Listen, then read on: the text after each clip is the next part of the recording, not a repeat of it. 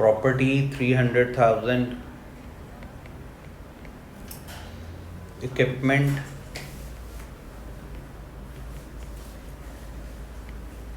71,000. When you close down your non-current assets, your journal entry will be realization account debit, asset account credit at SFP value. Motor vehicle 62,000.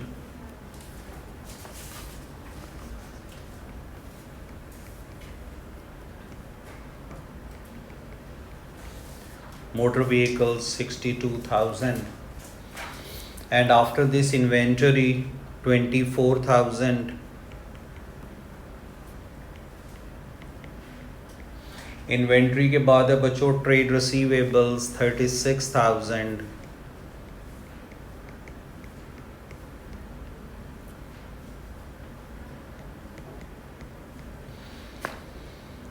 And cash at bank goes to bank account. Capital account, current account balances move on to capital and current account. And then current liabilities, these are 33,000. Trade payables 33,000. After this, we move on with adjustments. The first adjustment is property and equipment were valued at 350,000 and 68,000 respectively. ये वो amount है जो company take over कर रही है. जैसे ऊपर वो कह रहा है Z limited acquired the partnership on 1st January 2021. Partnership take over हो रही है Z, limited company take over कर रही है. Most of the assets and liabilities of the partnership business were taken over by ji limited. The agreed terms of the acquisition were, acquisition की उसने agreed terms आपको बताई हैं. Agreed terms ये हैं जी कि property and equipment were valued at 350,000 and 68,000. But right now with adjustment 1 we are unable to determine कि हमें 350,000 कैश रिसीव हुआ है या हमें शेयर्स रिसीव हुए हैं. सो हम इस वैल्यू को अभी रियलाइजेशन अकाउंट में पोस्ट नहीं करेंगे जब तक हमें थोड़ा सा आइडिया ना हो जाए कि बैंक है या शेयर्स हैं. फिर एडजस्टमेंट 2 पे अगर आप लोग आते हैं, वो कहता है 1 vehicle was valued at 29,000. Another motor vehicle would be taken over by Alan at the value of 28,000. ये जो पार्टनर गाड़ी लेके गया है ये उसके कैपिटल अकाउंट में डेबिट हो जाती है और रियलाइजेशन अकाउंट में ये अमाउंट क्रेडिट हो जाएंगी. फिर वो कह रहे हैं जी inventory would be taken over at the valuation of 20,000. Inventory जो है वो 20,000 पे टेक ओवर होगी जो इन्वेंट्री है.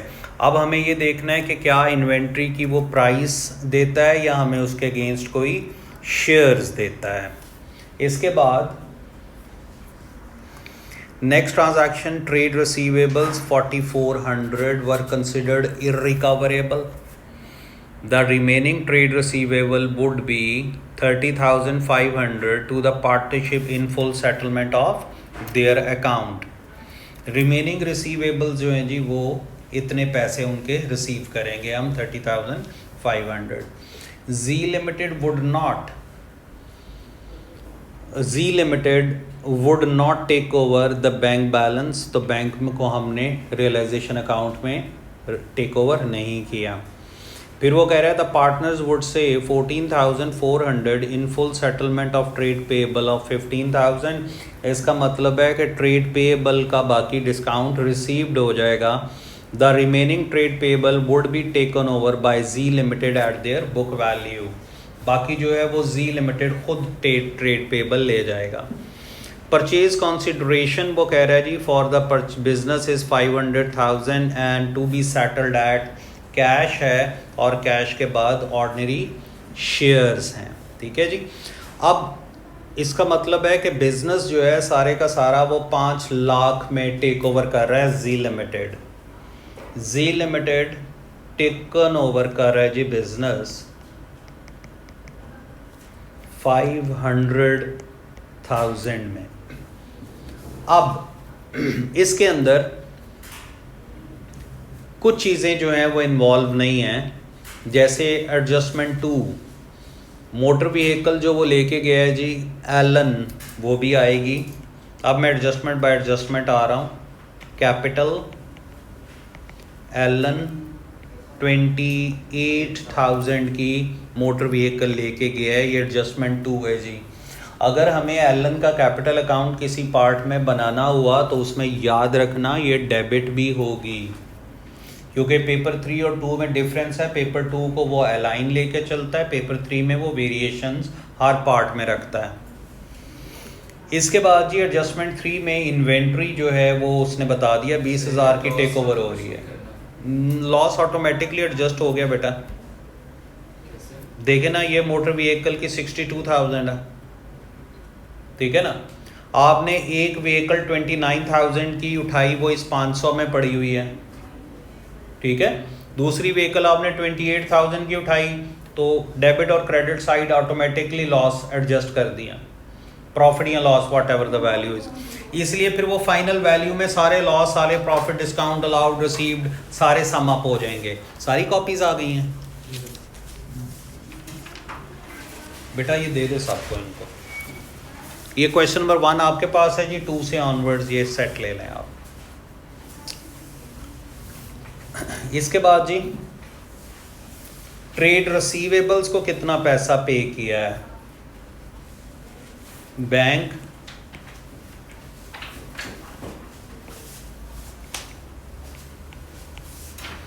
एडजस्टमेंट 4 में वो कह रहे हैं जी receivable consider irrecoverable, the remaining trade receivable would pay 30,500। Receivable का पैसा आया जी 30,500। आप लोग अगर चाहें तो याद रखें, इनमें सुन लें, अगर आप मार्क्स स्कीम को जाएंगे तो ये डिस्काउंट अलाउड मेंटेन कर रहा होगा, बैड डेट भी मेंटेन कर रहा होगा, बट ये इजी वे है, मैंने आपको P2 के अकॉर्डिंगली बताया। कैसे FP सारी क्लोज कर लें, फिर आप जो वैल्यूज़ रिसीव होती हैं उनको एंटर करते जाएं, तो दोनों प्रोसीजर से मार्क्स नहीं डिडक्ट होते, कोई इशू नहीं है। अच्छा जी, फिर उसके बाद आगे चलें। 5th में ये एडजस्टमेंट आपकी है 4। फिर आप आ जाएं एडजस्टमेंट 6 में। Partnership would pay 14,400 in settlement of trade payable. Trade payable को पे किया जा रहा है जी 14,400। ये आपकी एडजस्टमेंट 6 है जी। और कितने के पार्टनर लेके जा रहा है, trade payable, full settlement of trade payable, the remaining trade payables would be taken over by ji limited. Remaining trade payable कितने हैं जी, वो जाएंगे जी कैपिटल जी में, जी लेके जा रहा है। देखें आपके ट्रेड पेएबल्स टोटल्स थे 33,000, ये वाले ट्रेड 33 में से 15,000 के ये सेटल हो गए, बाकी कितने रह गए जी 18,000 के ट्रेड पेएबल जी ले जाएगा। मैं यहाँ पे ब्रैकेट में लिख रहा हूँ कि ये ट्रेड पेएबल की वैल्यू है, ये जी ले जाएगा। लायबिलिटी, जब भी कोई पार्टनर टेक ओवर करेगा तो उसका कैपिटल बढ़ जाता है, प्लस हो जाता है जी। ऑनवर्ड्स आ जाएं।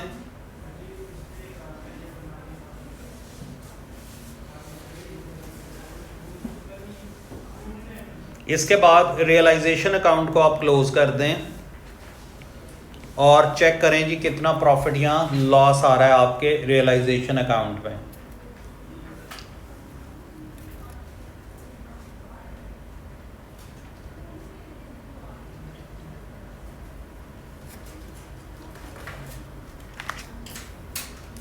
राइट साइड है जी 533,000, 28,000, 30,500, 591,500,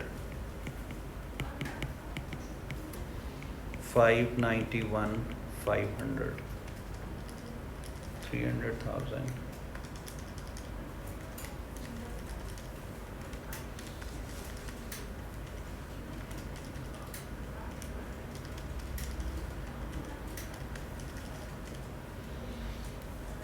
प्रॉफिट आ रहा है जी इधर 66,100 का, ये जाएगा जी पार्टनर्स के कैपिटल अकाउंट में। कितने पार्टनर्स हैं? 2 हैं जी, एलन एंड ब्रायन। और इनकी इनकम स्टेटमेंट रेशियो क्या थी जी? 3:2, 3:2, 39,660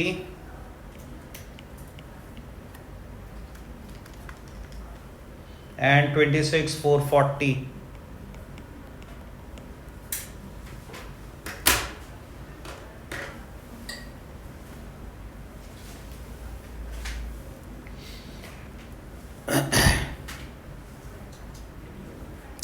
इसके बाद अगले पार्ट में वो मांग रहा है जी आपसे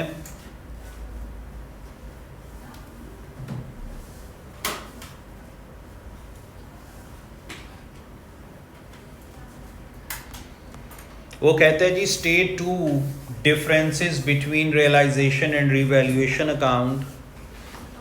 लिख लें जी, रियलाइजेशन अकाउंट बनता है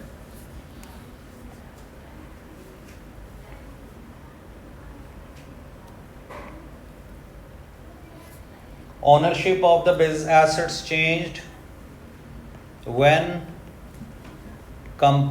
partnership realization जी, when partnership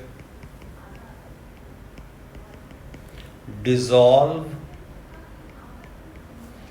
or convert into limited company। Revaluation होता है जी change in existing partners, change in existing partners तो रीवैल्यूएशन होता है। दूसरा आप लिख लें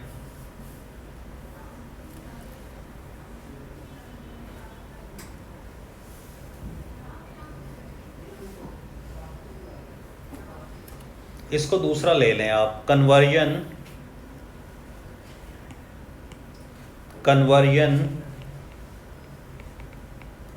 of partnership into limited company and admission and retirement of any partner, then assets and liabilities may revalue, assets और लायबिलिटीज में रीवैल्यू जी। अब आप आ जाएं, उसने नीचे आपको सेटलमेंट के लिए स्टेटमेंट दी हुई है जी, टी अकाउंट उसने नहीं दिया हुआ। तो सबसे पहले आप बैलेंस ले लें कैपिटल्स के,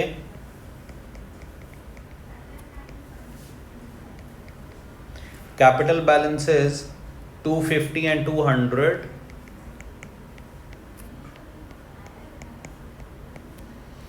आफ्टर दिस करंट अकाउंट के बैलेंसेस ले लें,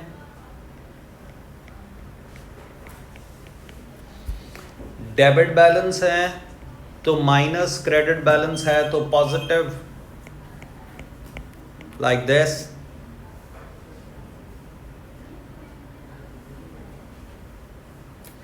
उसने मोटर व्हीकल टेकन ओवर की थी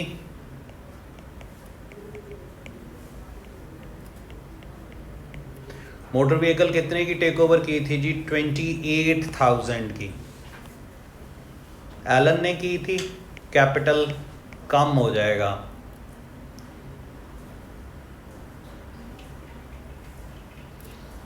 और कोई पार्टनर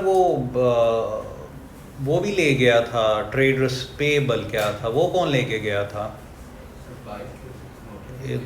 नहीं, मोटर व्हीकल भी थी, ये ट्रेड पेबल में भी कुछ गड़बड़ थी। हाँ, एडजस्टमेंट 6 वो कहता है partners would pay 14,000 in full settlement trade pay, the remaining trade payables would be taken over by Z. Who is Z? Oh sorry, you have done one mistake. आप लोगों ने बताया नहीं कि जी पार्टनर नहीं है, ये जी इधर तो नहीं आएगा, मैं जी कैपिटल लिख रहा हूँ। वो जी ले गया, जी लिमिटेड कंपनी टेक ओवर कर गई। बाकी ये प्रॉफिट अपना चेंज करें, वो तो कंपनी टेक ओवर कर गई। 591 500 माइनस 300,000 माइनस 71,000 62,000 24,000 36,000 14,400 84,100 जी।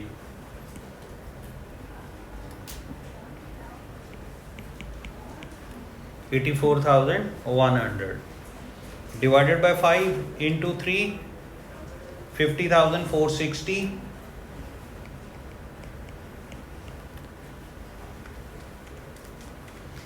ये आ गया 33,640। सो ट्रेड पेबल्स जो हैं वो पार्टनर ने नहीं टेक ओवर किए, जी लिमिटेड ले गई दूसरी कंपनी। सो ट्रेड पेबल नहीं आएंगे। प्रॉफिट यहाँ पे लिखें जी, profit on डेसोल्यूशन realisation 50,460 33,640 33,460 33,640 460 and 640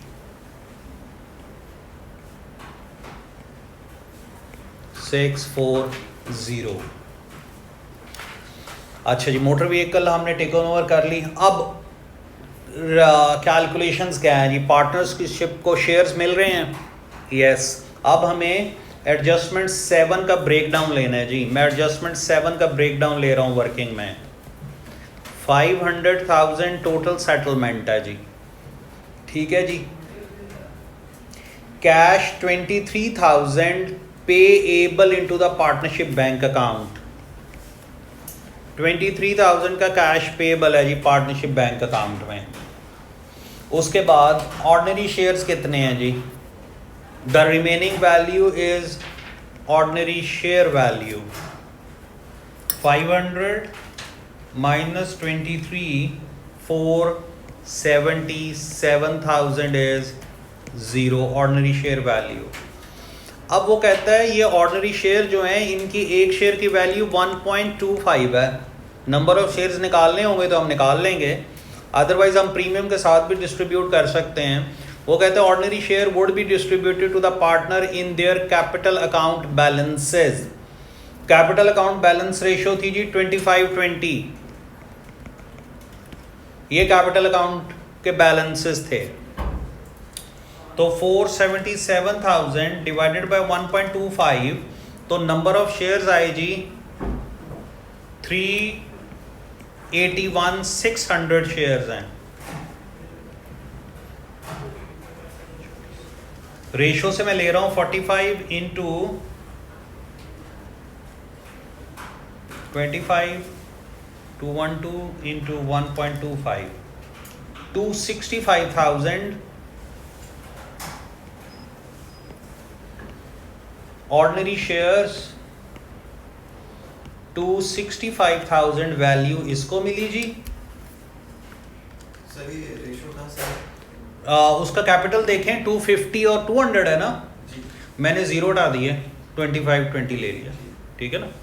ratio बनाने की है वो सिंपल वे है।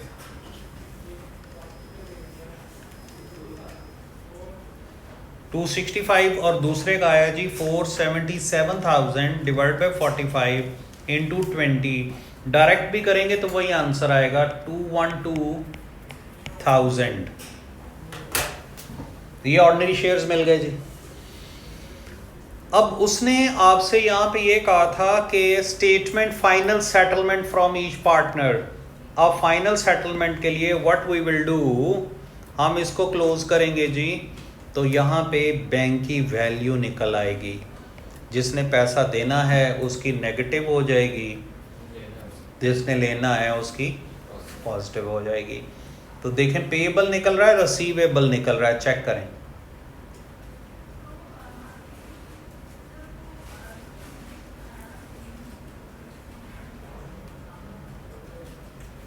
एलन का बता दें पहले।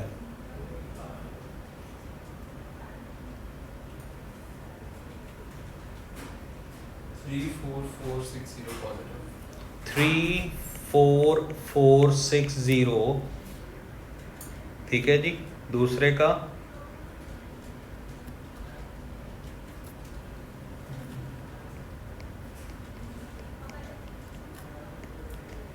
13 दोनों बैंक से रिसीव करने हैं ना। 13640 payable from the bank, positive balance. ये उसके जी आपका जो है वो रियलाइजेशन का, वो कैपिटल अकाउंट का बैलेंस आ गया। ऑनवर्ड चलते हैं जी। डी पार्ट में वो कहते हैं जी calculate the goodwill arising from the acquisition of partnership. ये अब जी लिमिटेड की तरफ आ गए हैं। देखें सुने, जो बिजनेस बिक रहा है वो गुडविल कैलकुलेट नहीं करता, जो खरीद रहा है वो गुडविल कैलकुलेट करता है। तो गुडविल का फॉर्मूला था जी, goodwill is equal to purchase price less value of net assets at taken over value. Taken over value, purchase price तो आपकी है 5 लाख, ठीक है जी। टेकन ओवर वैल्यू, अब हम जाएंगे गुडविल निकालने के लिए टेकन ओवर वैल्यू। प्रॉपर्टी कितने पे टेक ओवर हो रही है जी? 350, पहली एडजस्टमेंट। प्रॉपर्टी 350,000 पे टेक ओवर हो रही है जी। इक्विपमेंट 68,000 पे टेक ओवर हो रहा है जी। मोटर व्हीकल 29,000 पे टेक ओवर हो रही है। एडजस्टमेंट 2, एडजस्टमेंट ये एडजस्टमेंट 1 है, ये एडजस्टमेंट 2 है। इन्वेंट्री कितने पे टेक ओवर हो रही है जी? 20,000 पे, एडजस्टमेंट 3। इन्वेंट्री 20,000 पे। अच्छा, ट्रेड रिसीवेबल तो सारे के सारे सेटल हो गए। ट्रेड पेएबल कितने पे जा रहे हैं जी? 18,000 हमने निकाला था। 18,000 ये है एडजस्टमेंट 4, 18,000 ठीक है जी। ये आपकी चीज़ें, ये आपकी टेकन ओवर वैल्यू है, निकाल दें जी। लेस मैं करूंगा परचेज प्राइस जो कि है 5 lakh. We will have goodwill,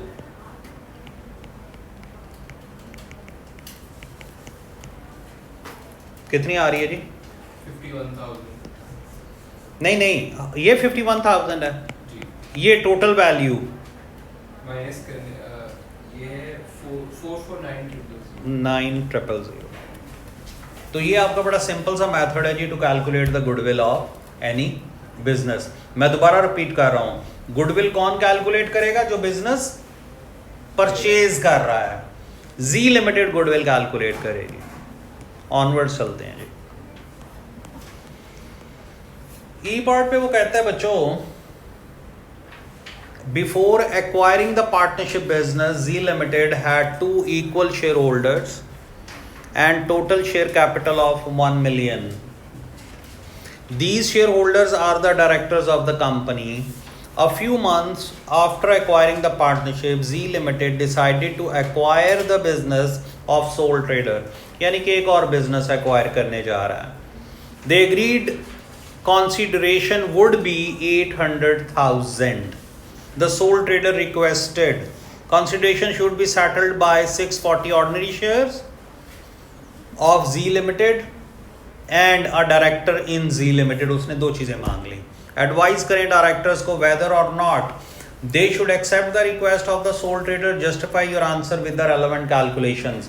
ji, share holding कितने से डिक्रीज कर जाएगी? देखें कंपनी का वो कहते हैं ना, दो शेयर होल्डर हैं 100,000 के, ये वो कहते हैं ना, एंड टोटल शेयर कैपिटल 1,000 का, ये टोटल शेयर कैपिटल है.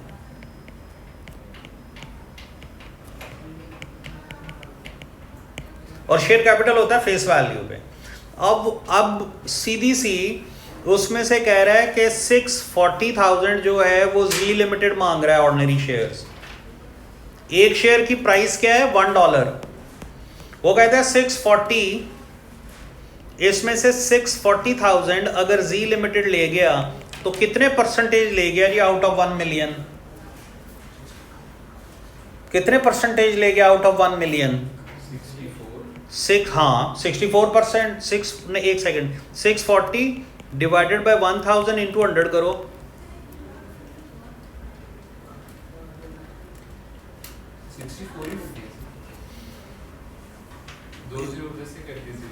द एग्रीड कॉन्सिडरेशन 800,000 और बाकी प्राइस कितनी रहेगी? 800 में से 640 माइनस करो.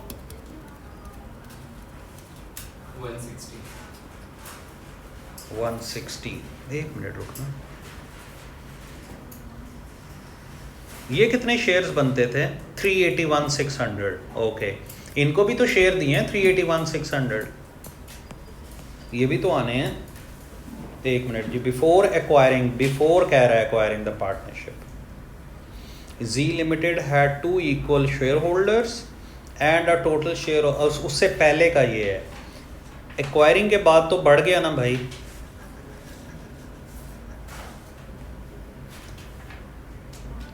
उनको शेयर्स दिए थे पार्टनर्स को 477,000 डिवाइड बाय 1.25. पहले पार्टनर्स के शेयर्स निकाल लें ना.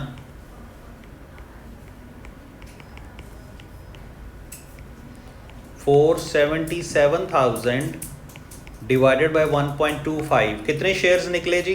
जरा शेयर्स निकाल दें.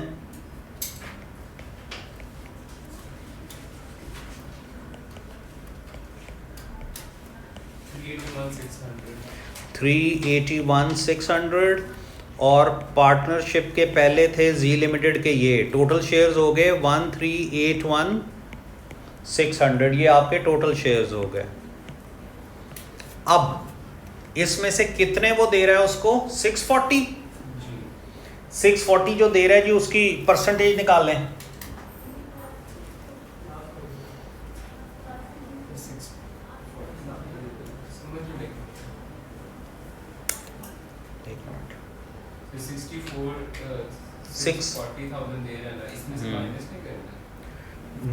नहीं, ये बिफोर, ये ऑथोराइज्ड नहीं है.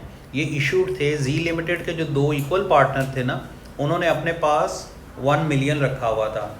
इसका मतलब है 5 लाख एक शेयर होल्डर के पास थे, 5 लाख दूसरे शेयर होल्डर के पास थे. ठीक हो गया. फिर पार्टनरशिप भी आ गई. पार्टनरशिप जब उन्होंने एक्वायर किए तो पार्टनरशिप को उन्होंने ये शेयर्स दिए. ठीक है ना. टोटल शेयर्स हो गए ये. ठीक हो गया. अब वो भी मांगता है शेयर जो सोल ट्रेडर है. ठीक है.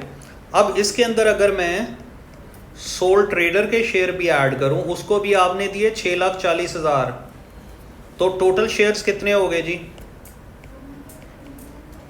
ये टोटल शेयर्स हैं सोल ट्रेडर के बाद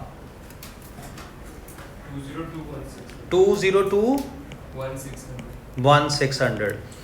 अब वो कहता है आपको क्वेश्चन में कि एडवाइस करें डायरेक्टर्स को वेदर नॉट पे करने चाहिए share. Justify your answer with calculation. अब देखें जी लिमिटेड के 1 मिलियन शेयर हैं। अब अगर मैं जी की परसेंटेज निकालूं तो मैं कहूँगा जी अच्छा जी के 1 मिलियन शेयर हैं, टोटल शेयर्स कितने हैं 2021600 इंटू 100, कितने परसेंटेज जी के पास हैं?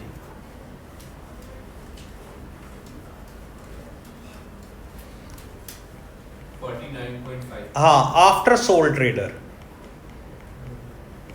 49.5%।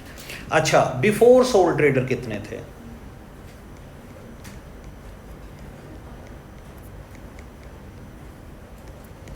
बिफोर सोल ट्रेडर भी उनके पास यही थे, बट शेयर टोटल शेयर से 1381600 इंटू 100 कितने आए जी?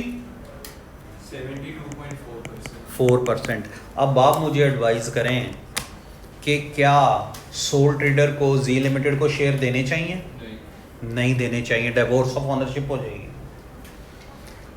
अगर सोल ट्रेडर और पार्टनर्स आपस में कोलैबोरेशन कर लेते हैं तो जी लिमिटेड के जो दोनों पार्टनर हैं उनको डिवोर्स ऑफ ओनरशिप हो जाएगी, राइट? क्योंकि मेरे से कोई पूछ रहा था कि सर शेयर्स कैसे कैलकुलेट करते हैं परसेंटेज, ऐसे कैलकुलेट करती है कंपनी।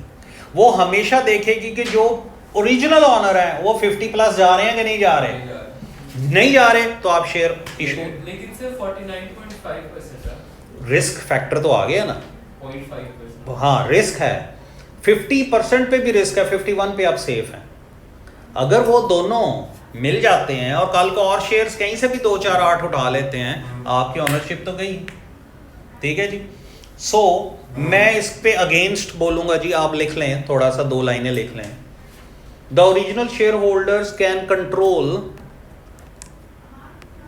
Lose the control.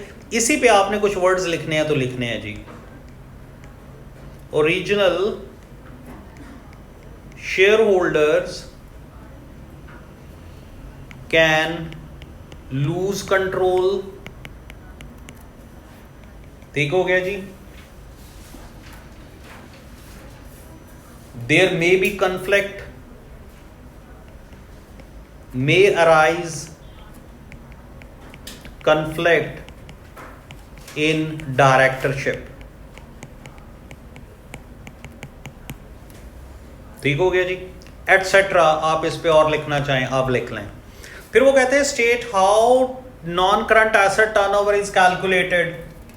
कैसे कैलकुलेट करेंगे जी नॉन करंट एसेट टर्नओवर? अच्छा, this is your question number 2। Okay, we have done with question number 1 जी टिल टुडे। आज इसको यहाँ पे क्लोज करते हैं। मुझे क्वेश्चन नंबर 2 बताएं क्या है? रेशोज का है।